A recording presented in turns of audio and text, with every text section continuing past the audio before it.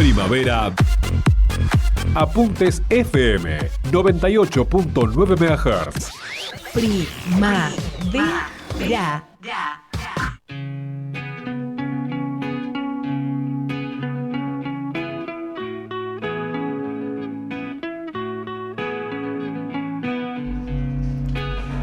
Hola a todos, ¿cómo están? Estamos en un nuevo episodio de Historia en tus oídos. Mi nombre es Adrián Murano y repito que pueden seguir en las redes, en Instagram, Adrián Murano 3F. Me pueden seguir y podemos conectarnos por ahí, me pueden escribir. Vamos a pasar algunas novedades de la historia y información sobre historia argentina, historia mundial, historia local, que tanto nos apasiona. Hoy estamos con un gran invitado, Manuel Milberg, que es un historiador de la Universidad de Itela, que se ha especializado y se sigue especializando en historia argentina del siglo XIX, ¿no, Manu? Sí, buenas tardes, Adrián, ¿cómo estás? Muy bien, gracias por venir, Manu. Y hoy vamos a hablar nada más ni nada menos que del primer gobernador de la provincia de Buenos Aires, de Dardo Rocha, un personaje un poco olvidado y que ha dado a la maldición de Rocha, ha dado origen a la maldición de Rocha, de que ningún gobernador de nuestra provincia, de la provincia de Buenos Aires, ha podido ser presidente elegido por el voto popular, ¿no, Manu? Sí, claro, está la excepción de Duhalde, pero que bueno, no fue elegido, digamos, por el voto popular, sino que terminó asumiendo. Asumió por la Asamblea Legislativa. Exactamente. ¿Quién fue Dardo Rocha, Manuel? Bueno, Dardo Rocha, un poco como decías, es un gobernador de la provincia de Buenos Aires fundamental, es el fundador de La Plata, es un miembro de la así llamada Generación del 80, todo un grupo de políticos, intelectuales, personajes públicos, que de alguna manera fundaron lo que se llama normalmente la Argentina moderna, esa Argentina pujante de fines del siglo XIX, principios del siglo XX. Y bueno, Rocha, fiel a su estilo, fue político, pero no fue solo político, sino que también fue militar, periodista, escribió obras de teatro, un personaje polifacético, como solían ser. Estabas diciendo una Argentina pujante, uno de los integrantes de la Argentina pujante, y yo estaba comparando algunos datos. Esta tarde estaba recordando algunos datos del PBI argentino, de lo importante que era comparativamente era el más importante de Hispanoamérica y de Latinoamérica, incluso mucho más a fines del siglo XIX, en esta época que vos mencionás, Manu, mucho más grande que el de Brasil, que después nos ha ido pasando a lo largo del siglo XX, sobre todo aceleradamente en la segunda mitad del siglo XX, y siempre con menos población que Brasil, y que digo Brasil porque podría decir México también, otros países importantes de América Hispana, América Latina. Bueno, Manuel, vamos a hablar entonces de Dardo Rocha, este heredero de raigambre unitaria y devenido en liberal de la personaje importante de la segunda mitad del siglo XX, una persona que, por lo que entiendo, nació en Buenos Aires y fue muy longevo. Bueno, ¿en qué contexto, Manu, nació Dardo Rocha? ¿En qué momento, en qué año y cuál era la situación? Bueno, Dardo Rocha nace en 1838, en pleno contexto de lo que fue el segundo gobierno de Rosas.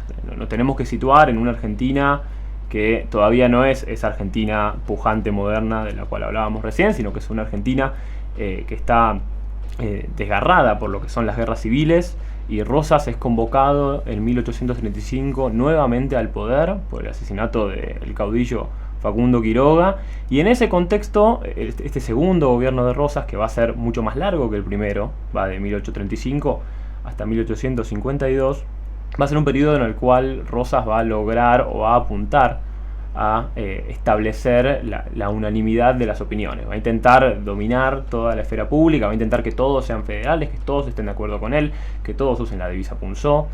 Y en ese contexto la familia de Rocha no cumple tanto con esas pretensiones. Su padre, Juan José Rosendo Rocha, era un militar, un tipo que había estado metido en las guerras civiles desde la década de 1820, peleó a la par del general José María Paz, peleó a la par del general Juan Lavalle, y era un acérrimo enemigo del régimen de Rosas, con lo cual, si bien Dardo Rocha nace en Buenos Aires, el hecho es que él muy rápidamente tiene que emigrar, porque justamente el año 1838 es un año terrible para el rosismo. Es el momento en el cual empieza lo que se ha llamado la gran crisis del federalismo. Es un momento donde se muere su mujer, Encarnación Ezcurra, se muere un gobernador muy importante del interior, como era Estanislao López. Los franceses bloquean el puerto de Buenos Aires. Juan Lavalle, el viejo unitario, intenta invadir la provincia por el norte. Se levantan desde el sur distintos propietarios rurales y demás. Es entre el 1838 y 39 es un contexto de caos, donde Rosa dice, bueno, ajustamos el cinturón y acá toda disidencia, todo tipo de voz amenazante o se convierte o se tiene que ir, ¿sí?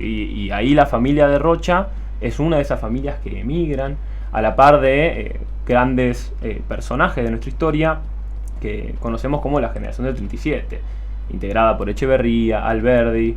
A Sarmiento un poco lo tiraban al bombo porque no había ido a la universidad, pero bueno, toda esa... Pero también emigra. Pero también emigra, sí, porque era tal vez más peligroso que los otros. Así que ese grupo de intelectuales y este grupo de familias unitarias emigran, y sobre todo emigran a los países limítrofes. No solo porque era caro irse a Europa, sino porque hay que entender el conflicto del rosismo también en términos regionales. O sea, el clivaje, la disputa entre unitarios y federales también se reproducía al otro lado del Río de la Plata, por ejemplo, donde tenías blancos y colorados. Los blancos eran los federales, entre comillas, y los colorados eran los unitarios. Y en Uruguay, justamente, Montevideo es como una especie de excepción. Es un lugar donde están de alguna manera acorralados, porque las tropas de Oribe, que es el líder blanco uruguayo, es el líder federal uruguayo, tiene acorralado a la ciudad, y allí en Montevideo es donde van a parar estos unitarios que tienen que lidiar todo el tiempo con este sitio de Montevideo, que va a ser un sitio muy muy largo, que por ejemplo le dio el nombre con el cual eventualmente se conoció este momento fue, o mejor dicho, Montevideo era como la Troya del Plata, ¿no? Era como, rememorando aquella épica de Homero, ¿no? Y es un nombre que le da Alexandre Dumas, que es este literato francés, que también mira el Río de la Plata, porque justamente los franceses estaban metidos y estaban a favor de los unitarios, a favor de los colorados y en contra de Rosas, de los blancos. Entonces, en este contexto caótico vamos a tener la infancia de Rocha, que si bien por supuesto no tiene la relevancia, porque aún era pequeño, que pudo haber tenido Mitre o que pudo haber tenido Alberdi desde el exilio, él ya nace, es parte de esa generación que nace en la Argentina, pero rápidamente vive la experiencia del exilio. Por lo pronto vive solo con su madre. Su padre se queda en Buenos Aires intentando voltear al régimen, y de hecho va a ser uno de los de quienes van a protagonizar la así llamada conspiración de Massa, que fue un personaje muy cercano a Rosas, que intenta de alguna manera derrocarlo. Bueno, el padre de Rocha está metido ahí cerquita, y bueno, el joven Dardo Rocha, por supuesto, tiene una infancia en ese sentido extraña. Valiente el papá de Dardo Rocha. Valiente el padre. Había que conspirar contra Rosas. Sí, porque él es de esa generación como romántica que también mediante la guerra se realiza. Mediante la guerra busca de alguna manera emprender y llevar adelante la causa de la nación, ¿sí? Entonces, Dardo Rocha, sobre todo en su juventud, también va a encarnar un poco esa idea romántica de la política. De la política y de la valentía mediante las armas. Sí, el mejor ejemplo, o el más conocido, es el Lavalle, pero sí, no claro, es el único, por como acabo de decir. Muy bien, el rosismo se jacta, o los admiradores de Rosas lo valoran como un gran nacionalista, que en gran medida lo fue, porque bueno, hizo frente al bloqueo francés, al anglo-francés, bueno, se enfrentó a la flota anglo-francesa cuando quieren surcar el Paraná para ir a comerciar en las provincias del litoral. Eso es desvalorado por muchos, criticado por otros, porque bueno, si los puertos del litoral estaban cerrados al comercio exterior porque no se pueden navegar los ríos interiores de Argentina. El único puerto que quedaba era el puerto de Buenos Aires, porque más al sur, no, digamos, el territorio indígena era mucho más grande, y el único puerto entonces con salida al exterior iba a ser Buenos Aires, y bueno, y el puerto de Buenos Aires no era nacional, sino que era manejado por el gobierno de la provincia de Buenos Aires, y Rosas era gobernador de la provincia de Buenos Aires. No existía un cargo de presidente, aún porque no existía una constitución, pero sí era el principal gobernador con clarísima ventaja sobre los demás. Y bueno, para gobernar tranquilo el resto de las provincias, los demás gobernadores debían serle leales, y muy leales, a Rosas. Y bueno, como bien dijo Manuel, Montevideo era un enclave de resistencia, tanto como él se refirió a los blancos de Uruguay como los federales, que bueno, está perfecto porque son ideas muy, muy similares los blancos uruguayos con los federales argentinos, y los colorados con los unitarios o liberales argentinos. Sí, perdón, para agregar algo en ese enclave, nacionalismo contra quizás cosmopolitismo, como puede ser en la época, hoy sería globalización, pero ya es un tema alejado. Es interesante que Montevideo se convirtió en una ciudad plenamente cosmopolita. O sea, en Montevideo vos tenías no solo uruguayos y argentinos, estos argentinos exiliados, sino que también tenías cualquier cantidad de franceses y de países europeos que iban a Montevideo. Garibaldi. Porque exactamente, el propio Garibaldi, quien eventualmente va a ser el héroe del Risorgimento, el héroe de la unificación italiana, va a estar en Montevideo, y Garibaldi va a conocer a Mitre, a Sarmiento, a los distintos personajes de nuestra historia. Y bueno, y Rosas, que gobernó con mano de hierro, y puso paz, puso orden en Argentina a un costo disciplinó Buenos Aires y las provincias. Enseñó a obedecer, decía Sarmiento. Enseñó a obedecer. La paz de la unanimidad. Bueno, un poco se va a aflojar en la segunda mitad, a partir de la segunda mitad de la década de 1840, estas restricciones a los opositores, y en un marco siempre de dominio total del rosismo. Y Rocha vuelve, ¿no? Sí, claro, hacia 1845, conforme las disputas internas se habían relajado. Rosas incluso está más grande, se habla de que Rosas está más, menos activo. La muerte de Encarnación Ezcurra, le pega muy fuerte. Y era un halcón. Sí, claro, y era un poco el motor. Sí. Y Rosas empieza a ser una persona más quedada, se queda en su quinta en Palermo, le dice a Manuelita Rosas, su hija, que se ocupe de recibir a los invitados. Y bueno, en ese contexto donde Rosas está como aflojando un poco, ahí Dardo Rocha puede volver y va a cursar desde la primaria, diríamos, su educación aquí, y va a emprender eventualmente su carrera política. Bueno, y en la caída de Rosas, por eso, como hacíamos referencia, que digamos, la antinomia unitarios federales blancos colorados incluía a lo que ahora es la República Argentina y la República del Uruguay, estaban ambas mezcladas en esta antinomia, en esta rivalidad, dura rivalidad. Esto va a influir también y la navegación de los ríos va a influir en la caída de Rosas, si le sumamos incluso al Imperio del Brasil. No es algo local, ni siquiera, no solo que Rosas no es depuesto del cargo de gobernador de la provincia de Buenos Aires, no solamente por los bonaerenses, yo diría que no es depuesto por los bonaerenses, ni siquiera por la gente de lo que nosotros solemos llamar el interior, sino que por gente del interior, con el auxilio de algunos porteños bonaerenses, pero también con fuerzas extranjeras que estaban entremezcladas estos intereses en las fuerzas extranjeras con estas disputas del Río de la Plata. Entonces Urquiza se va a aliar con los sectores más colorados de la República Oriental del Uruguay, con Brasil, por supuesto, que quiere interferir en estas cuestiones, y con los antiguos unitarios, y ahí va a caer.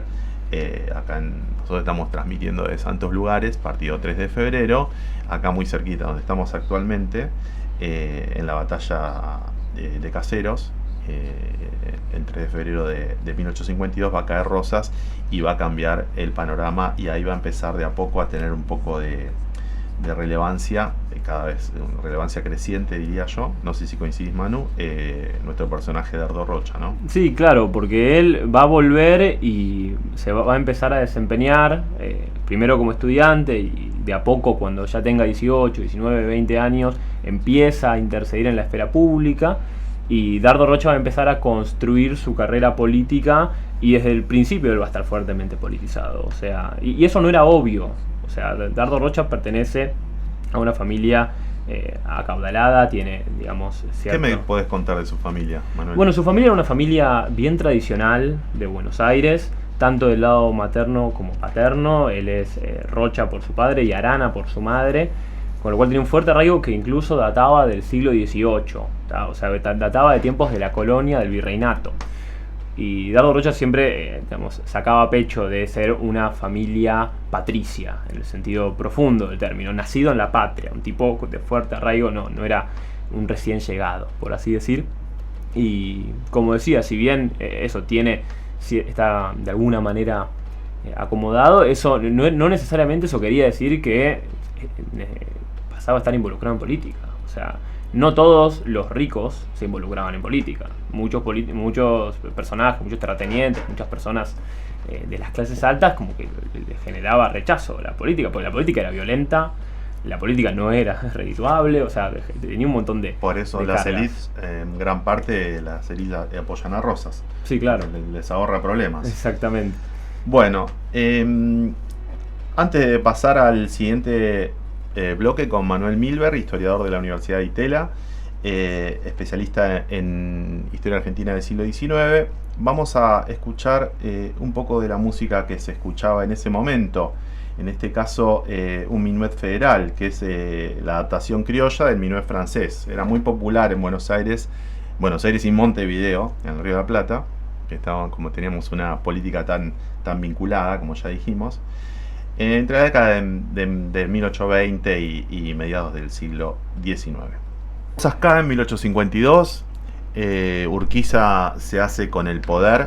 Urquiza con muchos aliados, pero incluso aliados porteños, aunque no con las élites porteñas, como dijo Manuel antes, solían estar cómodas con Rosas, por lo menos durante casi todo su gobierno, porque les trajo orden, y a los hombres de negocios de trabajo, les conviene el orden, y cierta prosperidad trajo también. Pero bueno, esto se termina en 1852, viene otras dicotomías ahora. Y bueno, ¿qué hace Urquiza luego de triunfar en Caseros y de echar a Rosas? Urquiza triunfa en Caseros con una alianza, como charlábamos, heterogénea, por así decir. O sea, Urquiza, que toda la vida fue federal, porque eso no lo aclaramos, Urquiza era un federal de pura cepa de igual que Rosas, juventud, igual que Rosas, claro. Sí. Como que se pone enfrente de Rosas, lo vence con los unitarios, pero los unitarios, Sarmiento habla pestes de Urquiza, ¿sí? O sea, todos estos personajes, digamos, tienen por primera vez este proyecto común, que es decir, bueno, hagamos la organización nacional. Nuestro norte es la organización nacional. Ahora, Mitre, Sarmiento, entre otros personajes, tiene una idea muy distinta de, bueno, cómo llegamos a eso y cómo construimos eso respecto a la que tiene Urquiza. Entonces, ahí se va a dar en el año 1852, que es un año bastante tenso, una disputa donde, bueno, una vez que lo voltearon a Rosas, todos estos porteños, como la familia de Dardo Rocha, que se habían ido de Buenos Aires, vuelven a su ciudad, vuelven a su provincia. Los más politizados. Claro. Y enseguida se le ponen en contra a Urquiza y dicen, no, yo no quiero que me domine este tirano del interior, bárbaro. O sea, reproducen la jerga de la guerra civil, ya sin Rosas, ahora contra Urquiza. Y vamos a tener un periodo raro de nuestra historia, donde vamos a tener dos estados que conviven, ¿sí? Por un lado, la Confederación Argentina, que eran, digamos, las 13 provincias originales. Recordemos que la Patagonia todavía era territorio indígena, sí. Lo mismo con el Chaco, Formosa, teníamos 13 provincias de un lado, y Buenos Aires, que queda sola del otro, ¿sí? Y entonces vamos a tener el Estado de Buenos Aires y la Confederación Argentina. Dardo Rocha crece, se desempeña y estudia en el Estado de Buenos Aires, que está en constante estado de tensión y casi de una tensión casi bélica. O sea, están todo el tiempo amagando con que se van a ir a los tiros entre 1852-53 y hasta 1861. ¿Sí? En esa década, simplificando, Dardo Rocha por supuesto va a ir creciendo, va a estudiar Derecho en la UBA, y allí, mientras estudia Derecho en la UBA, empieza a incursionar en el periodismo. Y eso es muy importante porque el periodismo y la prensa, a partir del 53, en las provincias de Buenos Aires, pero sobre todo en la ciudad de Buenos Aires, se va a empezar a convertir en un ámbito de discusión muy, muy importante. O sea, la ciudad de Buenos Aires va a resaltar respecto del resto de las ciudades o las provincias de la nación por el nivel de libertad de prensa, por la cantidad de diarios, por la cantidad de plata que se invierte en prensa. Y bueno, Dardo Rocha funda su propio diario siendo muy joven, 19, 20 años, e empieza a intervenir en el debate público.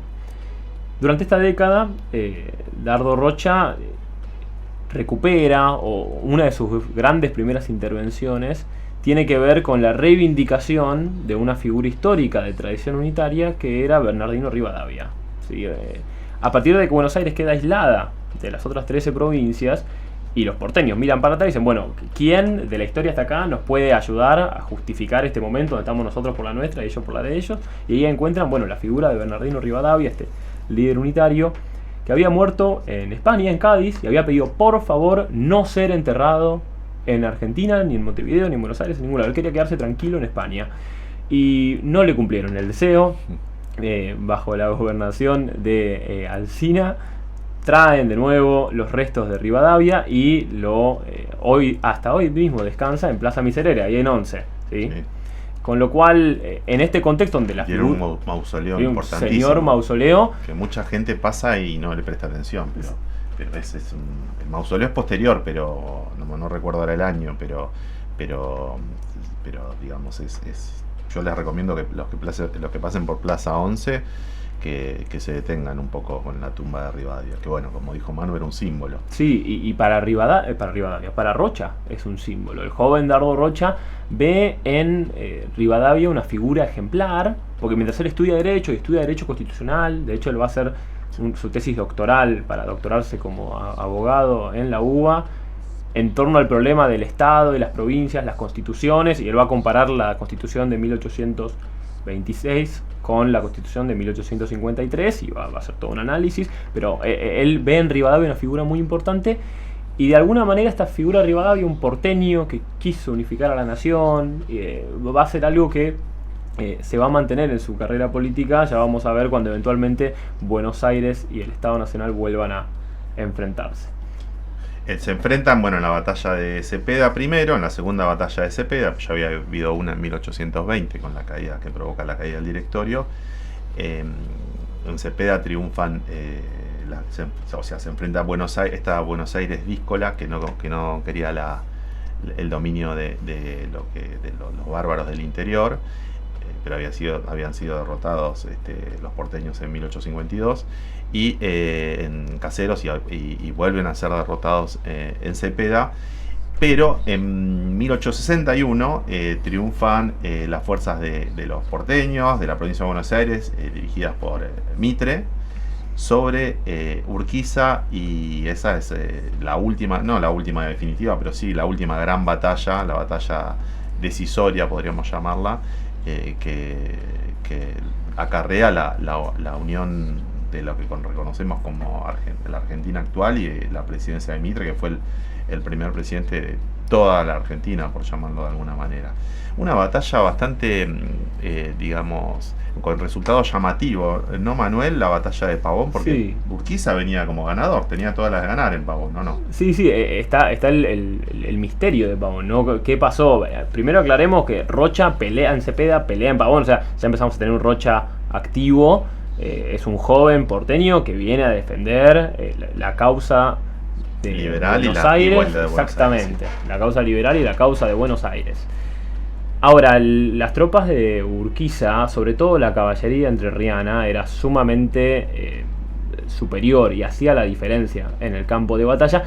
Y en la batalla de Pavón lo que sucedió, y acá voy a reivindicar a Urquiza, es que esa caballería se retira. O sea, en el medio de la batalla, sin de demasiada justificación táctica, Urquiza y sus tropas se retiran y se va primero a Rosario, después pasa por otro lado y termina volviendo para Entre Ríos, para Paraná, lo cual es sumamente llamativo porque Urquiza tenía todas las de ganar de nuevo. Hay muchas interpretaciones, hay varios libros que pueden leer sobre el tema. Mi opinión personal es que Urquiza entendió que debía ser Buenos Aires quien lleve adelante el proceso de la unificación, porque, y esto se ve en las cartas de Urquiza, Urquiza está todo el tiempo obsesionado con la organización nacional, la unificación. Como sea, nos tenemos que unir, tenemos que unificarnos, porque esa división era un problema. Piensen que le hablan a un extranjero. Bueno, ¿quién es Argentina? ¿Es Buenos Aires? ¿Es la Confederación Argentina? ¿Quién es el presidente? ¿Es Urquiza? ¿Es el gobernador de la provincia? Es como algo sumamente complejo y algo que atenta en contra del desarrollo de la nación. Con lo cual, sin que Urquiza lo haya aclarado nunca, sin que Mitre lo haya aclarado nunca, que es como el gran vencedor de la batalla de Pavón, hay ahí un par de reuniones entre Urquiza y Mitre donde parece que Urquiza se convence de que, bueno, si tengo que dar el paso al costado yo para que se unifique esto, lo voy a hacer. No sin cuidar su metro cuadrado, porque cuando Mitre vence en Pavón, desplaza a todos los gobernadores del interior salvo a uno, salvo Urquiza, que se queda como gobernador de la provincia de Entre Ríos hasta desde 1861 hasta su muerte violenta 1870. en 1870. Muchos lo ven como un acto de traición, sobre todo los viejos integrantes del Partido Federal, otros como un acto de grandeza, que, como dice Manuel, que yo coincido con él, que se dio cuenta, él podía ganar la batalla, pero no la guerra, por decirlo de alguna manera, porque Buenos Aires se iba a volver a rebelar y tenía muchos recursos como para hacerlo. Se podía haber ganado esa batalla, pero iba a ser iba a volver a rebelarse en algún momento, iba a volver con los recursos de Buenos Aires a resistirse al dominio, por llamarlo de una manera, al dominio forzado de la unión de Buenos Aires con el resto de las provincias. Entonces dice, bueno, quizá negociamos y le dejo el campo de batalla, le dejo la organización nacional y indirectamente le dejamos la presidencia a un porteño como Mitre, un porteño liberal como Mitre. Exactamente, y es un porteño liberal nacionalista, y ahí quiero introducir una división política que va a ser muy importante desde Pavón en adelante, que es la diferencia entre los nacionalistas y los autonomistas. Y los nacionalistas, liderados por Mitre, son aquellos que desde Buenos Aires quieren unificar a la nación.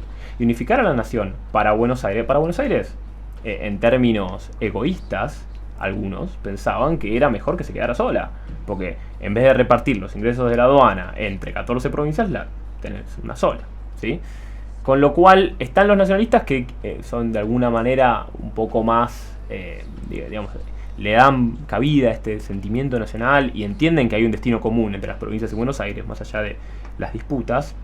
Y están por otro lado los autonomistas, liderados por Alsina, que son los que quieren, está bien, nos juntamos con las otras provincias, pero quieren atrincherarse y quieren guardar ciertos derechos, sobre todo lo que tiene que ver con el reparto de los ingresos de la aduana, y con una cuestión que va a pasar a ser central a partir de Pavón, que es la cuestión de la federalización o no federalización de la provincia / ciudad de Buenos Aires, en la cual Rocha eventualmente tendrá un rol protagónico.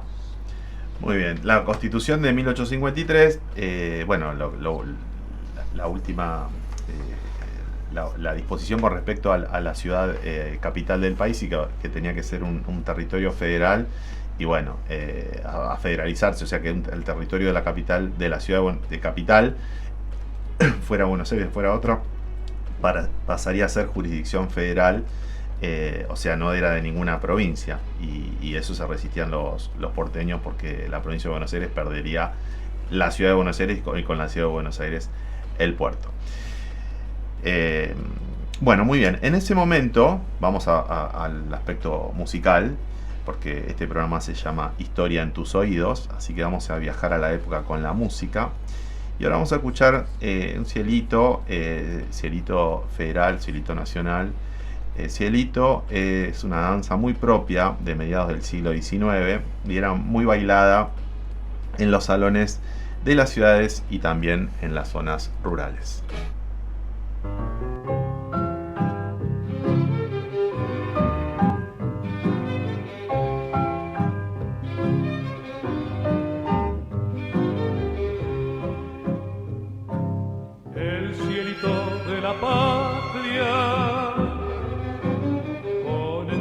entusiasmo bailemos.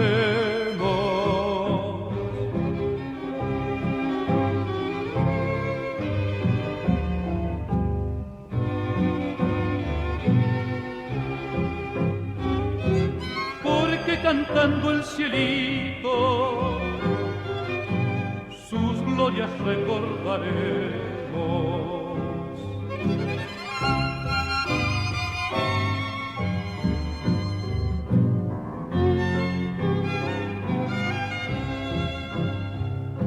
Cielo, cielito y más cielo, cielo de la patria amada.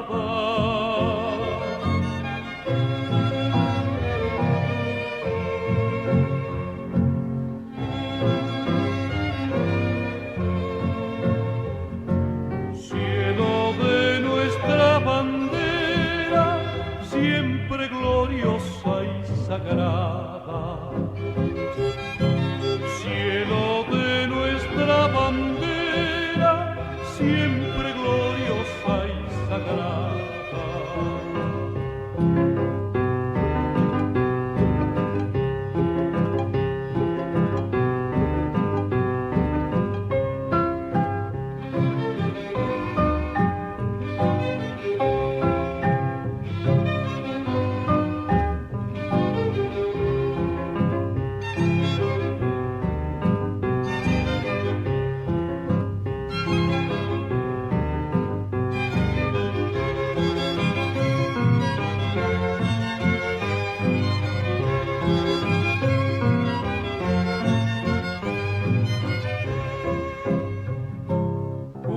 Cadena formemos entrelazada de flores.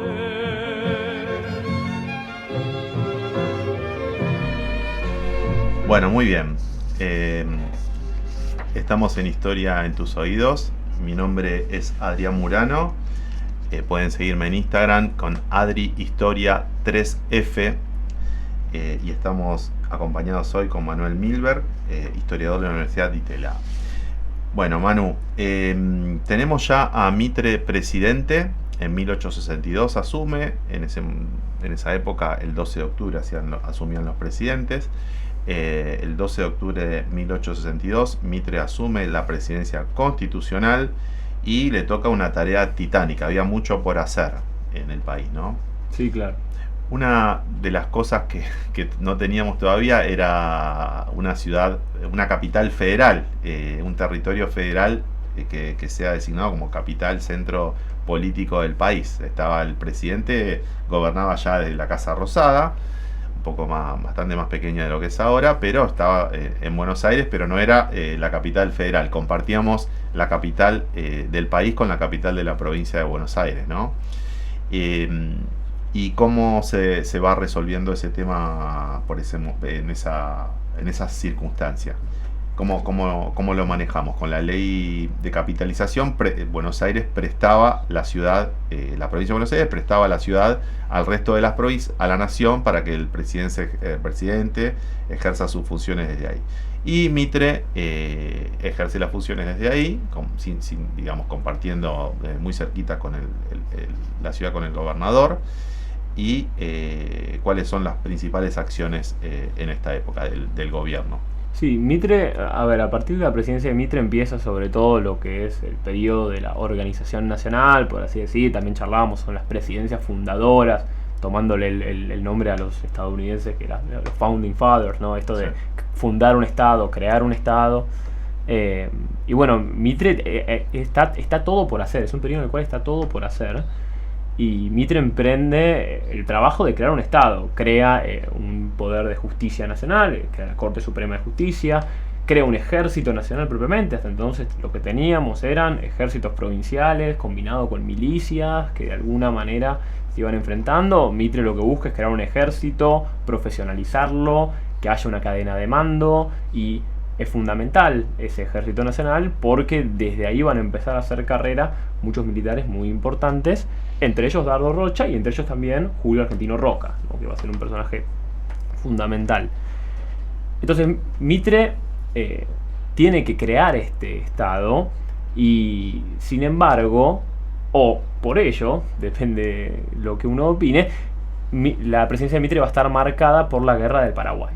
Sí, hay toda una teoría que dice que, bueno, los estados, cuando son jóvenes, cuando un estado está recién creado, suele hacer la guerra para delimitar bien su territorio, para fortalecer el sentimiento interno, que vamos a la guerra, en este caso, en contra de los paraguayos y en contra del Paraguay. Estamos hablando de la guerra de la Triple Alianza, la guerra del Paraguay, en la cual una agresión inicial de parte de quien era por entonces el presidente de Paraguay, Francisco Solano López, que pide paso amablemente por la provincia de Entre Ríos. Mitre se la de Corrientes, perdón, para llegar al Uruguay, donde quería intervenir. Mitre le denega el paso a las tropas paraguayas, las tropas paraguayas pasan igual, y Mitre lo toma como una ofensa. Es que es una invasión. Es que es literalmente una invasión. Entonces ahí empieza la guerra del Paraguay, que Mitre inicialmente pensaba que iba a ser cortita, ¿sí? Dijo, en 24 horas estamos en los cuarteles, en 15 días estamos movilizados y en 3 meses estamos en Asunción. Bueno, no fue así. La guerra, que arranca en 1865, va a durar hasta 1870. Inclusive va a ser una guerra muy, muy sangrienta y una guerra muy larga, donde hay un bando, que es esta triple alianza entre Argentina, Uruguay y el Imperio de Brasil, en contra de la República Paraguaya, que resiste hasta el último hombre. O sea, hasta pone a los niños a pelear, a defender Asunción. Es como una situación bastante terrible, que marca en buena medida, o mancha de alguna medida, la presidencia de Mitre, que se pone al frente de los ejércitos en toda la primera fase de la guerra. Logra desplazar a los paraguayos más allá de lo que era la frontera de Corrientes. Pensemos que la provincia de Misiones aún no existía. Pero Mitre era muchas cosas, pero no era un gran militar. ¿Sí? No. Era un gran político, un escritor razonable, un gran historiador, no era un buen militar. Y ahí está la famosa batalla de Curupaytí, que es un desastre. De hecho, le retiran el mando. Sí. O sea, indirectamente lo terminan desplazando. Sí, queda al mando brasileño el conjunto de tropas. Claro. Igual tendríamos que hacer, Manu, un programa sobre la guerra del Paraguay o guerra de Triple Alianza, pues muy interesante. Sí. Fue una guerra de desgaste, como decís, pero yo creo que, digamos, Francisco Solano López hubiera evitado toda esta destrucción que hubo en Paraguay rindiéndose cuando vio la guerra perdida, y él se negó a rendirse. Es comparable esto, salvando la distancia, con lo que hizo Hitler en la Segunda Guerra Mundial, o Japón, si se quiere. Sí, a menudo perdida es comparada con la Primera Guerra Mundial, la guerra del Paraguay, por esto de este momento, porque hay todo un periodo en el cual está muy trabada la guerra y hay mucha muerte de ambos bandos sin que se mueva demasiado la frontera, ¿viste? La termina perdiendo la guerra el Paraguay, y lo importante es que, bueno, Dardo Rocha está ahí, ¿sí? Él va a pelear, pelea, y en la batalla de Pehuajó muere quien era su jefe a cargo, que era Carlos King, y ahí él asciende a teniente coronel, y va a ser muy importante porque la batalla de Pehuajó, que es en 1866, es el motivo por el cual eventualmente, cuando Dardo Rocha sea gobernador, le va a poner Pehuajó a la ciudad de la provincia de Buenos Aires. ¿Sí? O sea, ya es un escritor, un periodista, un hombre, un abogado y un militar con experiencia ya después, ya a fines de la presidencia de Mitre, y cuando después de Mitre viene Sarmiento en el 68, que es el que concluye la guerra, y a fin de la presidencia de Sarmiento en 1874, Dardo Rocha, que ya tenía 30 y largos años, se va a ponerse del lado de Mitre en 1874, o a favor del gobierno nacional en la rebelión porteña, podemos decir, liderada por Mitre justamente en este año. Claro, no, ahí Dardo Rocha, respondiendo en parte a su lealtad autonomista, y recordamos, están los nacionalistas y los autonomistas, los nacionalistas de Mitre, los autonomistas de Alsina. Él es de los autonomistas de Alsina, que han hecho una alianza con Sarmiento, y bueno, eventualmente el pacto es que el presidente que asume en 1874 sea Avellaneda y el vicepresidente sea el señor Alsina. Con lo cual, ese pacto que están haciendo, ¿sí? lo que implica es que, bueno, Dardo Rocha se para en contra de la figura de Mitre y empieza a ganar lugar Dardo Rocha como un político de voz, y junto con otro grupo de jóvenes va a fundar o va a empezar a crear lo que se llamó el Club de 25 de Mayo, junto con personajes como Carlos Pellegrini, Luis Sáenz Peña o Leandro Alem.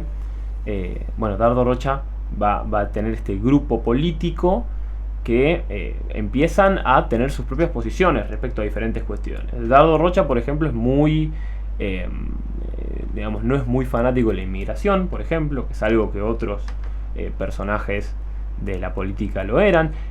Tiene un tinte o una beta más proteccionista, no en términos de desarrollo industrial, de industria pesada, pero sí en términos de, bueno, miremos las economías regionales y, bueno, si hay que proteger al azúcar del Tucumán, si hay que proteger a la industria vitivinícola de la zona del Cuyo, lo vamos a hacer, y, digamos, es un liberalismo más pragmático, no dejan... No es un liberal clásico. Claro, no es un liberal económico, clásico, tampoco es un intervencionista a la siglo XX. O sea, el consenso básico es que la Argentina necesita de población y necesita de capital extranjero para desarrollarse. Dardo Rocha forma parte de ello, pero ya empieza a moldarse o a tratar de moldar un lugar propio en la política. Y la década de 1870 también es muy importante para Dardo Rocha porque se va a casar. Hemos hablado poco del Dardo Rocha individual o en su vida íntima, ¿sí? Se casa con Paula Arana. Recordarán que la madre de Dardo Rocha, hablábamos antes, era también Juana Arana, ¿sí? Con lo cual se casa con su prima, ¿tá? Lo cual a veces no es recomendable. Tuvieron 5 hijos, 2 murieron de muy jóvenes, de muy pequeños, perdón. Eso era bastante común, ¿sí? En los primeros años los niños son por supuesto más frágiles, y en tiempos donde la medicina no estaba tan avanzada, era altísima la tasa de mortalidad infantil, tal cual.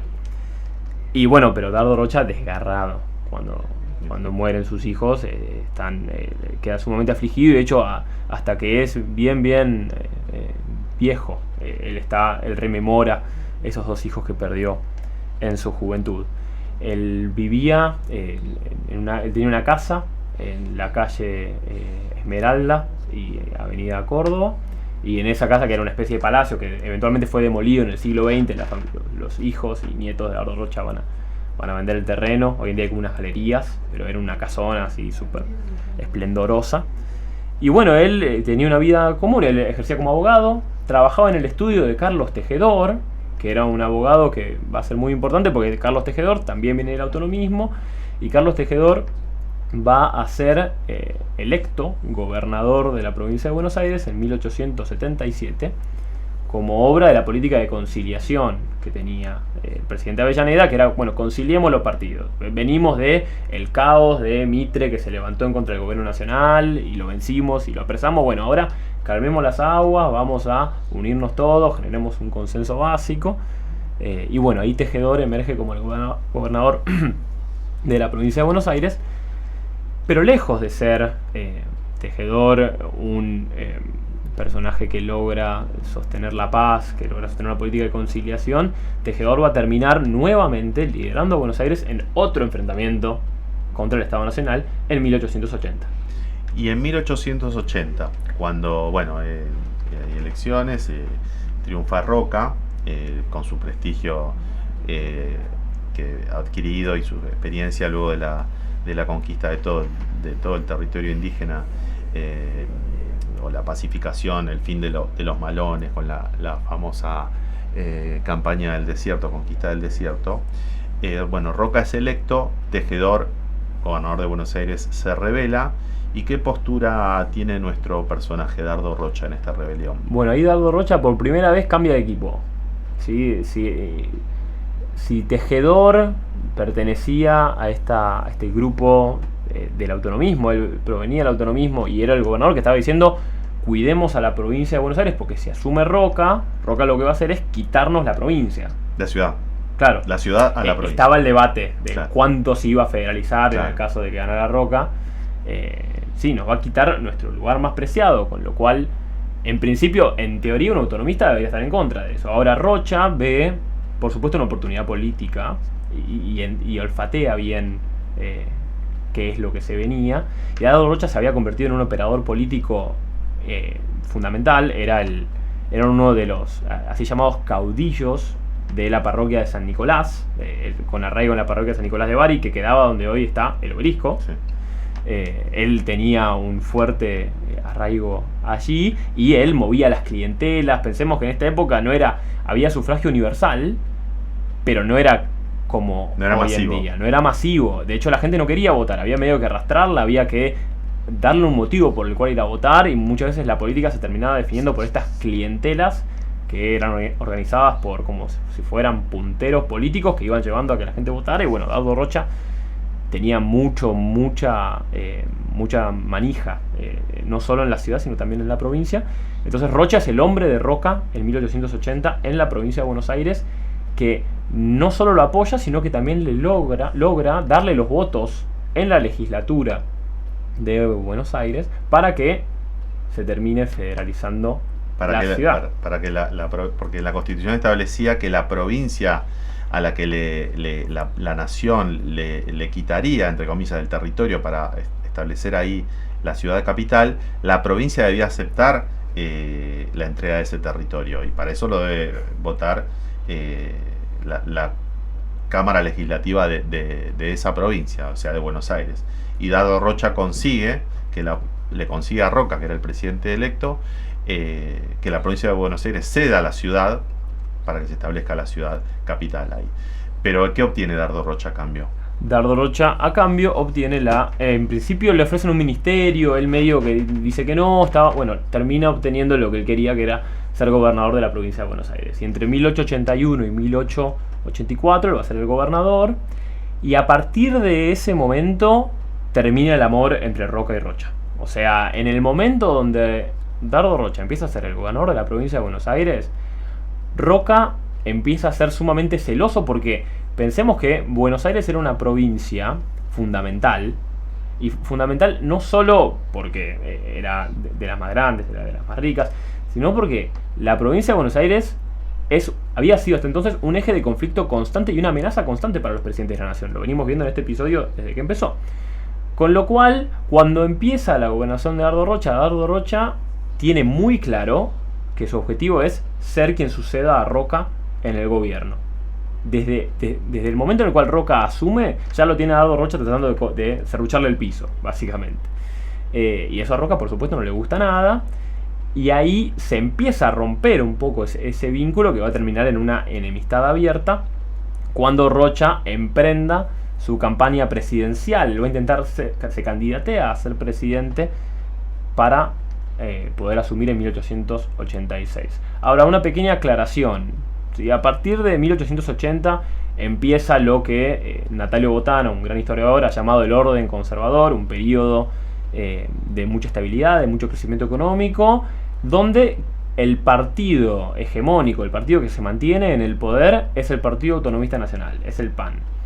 Ahora, que gobernara un solo partido no quiere decir que no hubiera divisiones dentro de ese partido, porque ese partido era como si fuera un vehículo para la política, pero no era lo mismo que manejara el auto Rocha, a que lo manejara Roca, a que lo manejara quien fuera. Claro. Entonces va a haber muchas disputas al interior del partido y se van a formar estas ligas, ¿sí? Una liga roquista, como quienes apoyan a Roca, una liga rochista, quienes apoyan a Rocha, y están todo el tiempo compitiendo, y realmente uno lee los diarios de la época y las acusaciones son feroces, ¿sí? Incluso desde los diarios que sostenían a Dardo Rocha, acusaban a los ministros de Roca de ser comunistas. Dice, no, Eduardo Wilde, que era el ministro de Instrucción Pública, dicen, este tipo es un comunista porque está yendo en contra de la propiedad. Había como toda una serie de acusaciones con un lenguaje así que era incluso hasta violento, con lo cual en la década de 1880 Rocha y Roca no van a tener la mejor relación. Y de hecho no va a lograr ser presidente, y está la famosa maldición del gobernador de la provincia de Buenos Aires que nombramos al principio. ¿Y qué pasa después de este fracaso con la vida de Rocha, después de este fracaso en el acceso a la presidencia? ¿Se va apagando o continúa teniendo cargos importantes? No, Rocha es muy... En este periodo de orden conservador. Sí, ¿no? claro, Rocha es muy importante en la década del 80, funda La Plata, lo cual es todo un hito, es una ciudad fundada desde cero, planificada, que la idea era como que le compitiera a la ciudad de Buenos Aires. ¿Por qué La Plata y no otra ciudad como capital de la provincia de Buenos Aires? Bueno, en principio la idea era, hay como muchas opciones cuando tienen que elegir dónde hacer la capital. La Plata lo que tiene, o las Lomas de Ensenada como se lo llamaba, esa región, tenía por un lado salida al mar y era un lugar donde era más profundo el mar que en el Río de la Plata, que es...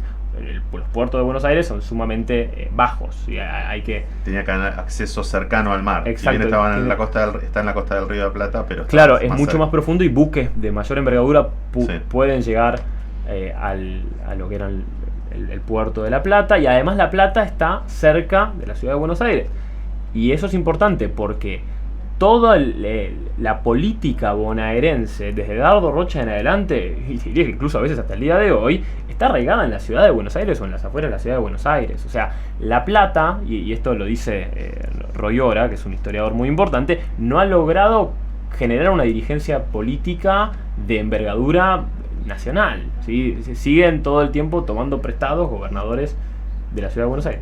De hecho, estamos en el año 2025, desde que tengo memoria, los gobernadores de la provincia de Buenos Aires viven o en la ciudad de Buenos Aires o en el Gran Buenos Aires, pero no en La Plata, que yo recuerde, seguramente algunos han vivido en La Plata.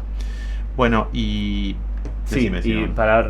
dicho eso, Dardo Rocha fracasa en su intento por ser presidente, y a partir de entonces es como una estrella que se apaga, ¿sí? Él que había tenido en la década del 80 es realmente muy importante, está en la tapa de los diarios, está en el foco del debate público, si Rocha será o no será presidente, pero a partir de la derrota de 1886, donde incluso tiene que retirar su candidatura para cedérsela a otro opositor a Roca, a Juárez Selman, perdón, que era el apoyado por Roca, a partir de entonces Dardo Rocha pierde gravitancia nacional, digamos. Va a seguir en el cargo de senador, al cual había asumido en 1884, con lo cual tiene un rol central, por ejemplo, en las jornadas de 1890, que es como el 2001 del siglo XIX, es un momento donde colapsa la economía y el presidente tiene que hacer maniobras, le hacen una revolución, el presidente tiene que renunciar, y ahí Dardo Rocha dice: aceptémosle la renuncia a Juárez Selman porque este tipo no ha logrado desempeñarse en el cargo como correspondía. Y ahí Dardo Rocha un poco se la devuelve a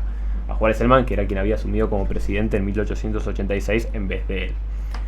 Pero más allá de su paso por el Senado, luego tiene una experiencia como diplomático, va a ser muy importante en ciertas misiones para determinar los límites con Bolivia. En más de una oportunidad viaja a Bolivia para determinar ahí de qué lado iba a quedar cada parte.